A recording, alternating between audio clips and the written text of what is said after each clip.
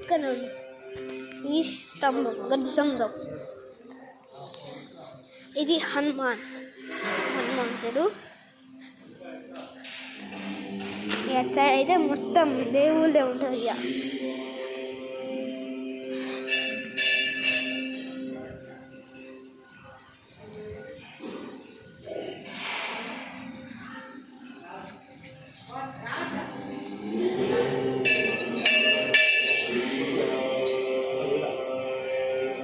అమ్మమ్మ అయిపోయిందా?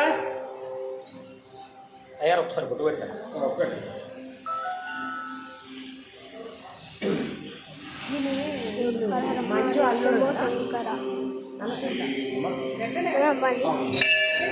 Bye friends, రేపు మళ్ళీ కలుద్దాం.